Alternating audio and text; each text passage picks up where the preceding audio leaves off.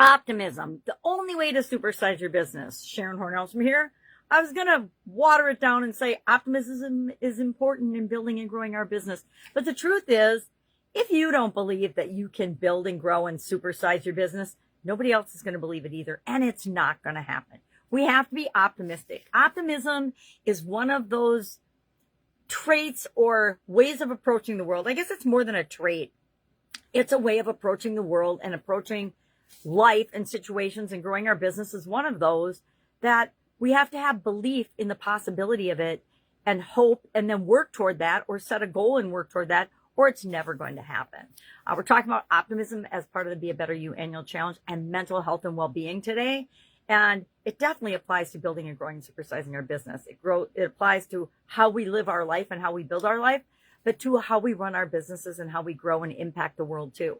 Now, we can still succeed if we're a pessimist, of course. Anything is possible, but it's a whole lot harder, right? Because we see everything as the end of the world. We see everything as impossible or as a catastrophe, right? And I don't know about you. I haven't been a pessimist. Sometimes I get pessimistic, but I don't think I've considered myself a pessimist probably ever in my life. Maybe when I had chronic illness and I was really sick for a few years, I was in a cycle of ain't it awful and feeling bad because I was in a lot of pain and I had a lot of physical health challenges. But obviously I'm optimistic, or I would not have gotten out of that situation. We have to believe that anything is possible for us, and that the thing that we want is possible for us, in order to take steps and action to move toward that. And that definitely applies to building and growing and supersizing our business. Optimists and optimism expects success. It knows that we're going to figure it out. We use positive language. We take proactive steps. We take action. We don't just sit back and wait for the world to provide for us, because that's not the way the world works. We get what we create. We get what we choose. We get what we focus on and think about and decide we're going to have in our lives and in our businesses. We decide everything and we choose it from these smorgasbord of possibilities, infinite possibilities in the world, right? We decided what kind of business we were going to start. We decided the type of people we wanted to serve. We decided what problems we were going to solve for them, or what types of products and services we were going to offer for them. And does it change over time? Absolutely, positively. As we grow, we have the ability to offer more to the people that we're here to serve on the planet. We all know Downer Debbies, or whatever you want to call them, hater herbs. I don't know. I'm just thinking of things off the top of my head. But we all know people that are just, woe is me. They feel sorry for themselves. They bitch, whine, complain, and moan more than they focus on anything that's possible for them. And there are times in our life when we have true hardships and we get a little more pessimistic, but we choose not to stay there. We can feel sorry for ourselves for a while. We can grieve for a while. Like, have you ever gotten laid off? Well, of course. Have you ever gotten fired? Of course. And we feel bad about it, right? But we don't feel bad about it for an extended period of time, because the longer we feel bad about it, the longer we're pessimistic about it, the longer we stay down in those dumps, the harder it is to get out of that cycle. It's like when you have a bad habit. The sooner you quit that bad habit, the less of a hold it has on you. The longer you have a bad habit, usually the harder it is to stop doing that thing, whether it's drinking, tobacco, whatever, overeating. Been overeating my whole life. So it's hard to quit overeating.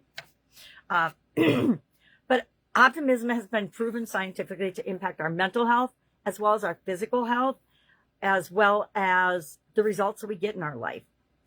If you have talked to or ever interviewed anyone else that's been successful, you will know they have a propensity toward believing things are possible, which is optimism. And the reverse is true as well. What are some tools that we can use to enhance optimism? If you're a pessimist right now, don't lose all hope. Guess what? We can choose and change anytime we want. We're going to talk about identity. Can't remember if it's tomorrow or in a couple of days, but we're going to talk about identity and ego and the impact that that has on us. But if you're naturally or raised by pessimists and you think and feel pessimistically, well, you've already started your business. You obviously have a big modicum of optimism in you, or you never would have started your business. If you're a true diehard pessimist, you wouldn't ever step out of your comfort zone. You wouldn't ever, hardly leave your house unless you're, complaining about it the whole time, etc. So what are some ways to enhance your optimism? And when we get into those situations where you're feeling down or negative or like the world is against you, because sometimes we all feel that way, right? When laws change, when tax structures change, when tax laws change, when suppliers come and go, when we run into unethical people in our businesses, etc. Or now, how many of us have not had almost an entire business stolen from us? If you're out there making big moves, things like that happen to you. How many of you have not had a hater? Haters are the prime example of pessimists, right? They will make up stuff and post it on your social media or on your website just to be an a-hole, right? What's the reason for doing that? It's not about you at all. It never is. It's about them. Remember, people show us exactly who they are. We just have to be willing to see it. And we tend to see what we are. So it's like looking in the mirror. If I am pessimistic, I will see other pessimists and think that's the way the whole world is. If I'm optimistic, I will see other optimists, people succeeding, finding possibilities, doing miraculous things. And once we see the evidence of that, then we know it's possible for us too. But gratitude journaling, how many times have I talked about that in the last 5 years? Affirmations and positive self-talk, extremely powerful for helping us become more optimistic and have possibility thinking. And then surrounding ourselves with positivity. What we think to, what we pay attention to, what we watch, what we listen to, who we listen to, what we read, the groups we belong to, the people we associate with, the organizations we're a part of. Are they positive or negative? Are they making the world a better place or a worse place? And you have to ask yourself, is this in alignment with my core values and goals? And if it is, great, go do it. Be contributing to the world in a negative way. But if it's not, walk away, choose something different. Always choose what's right for you and in alignment with what you're trying to create in the world. All right, that's enough pontificating from me. Go out, make it an awesome day. Love to know your take on this. I challenge the group in Be a Better You annual challenge to rate themselves on a scale of 1 to 10, 10 being the most optimistic, always possibility thinking, as positive and optimistic as you possibly, belief-oriented, infinite possibilities as you can would be a 10. And like I said, sometimes we're a 3 because we had something bad happen and we're just dealing with it.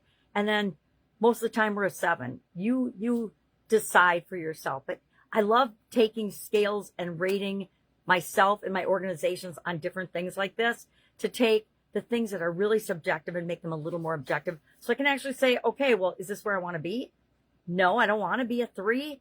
Well, how do I get back to being a 7? And then once I know I'm really usually a 7, how do I get myself to be an 8, a 9, or a 10? Because that's how we really make magic happen in our businesses and in our lives. All right. Love to hear your take on this. Share in the comments below. And I will, of course, be with you tomorrow with another mental health and well-being topic for this month.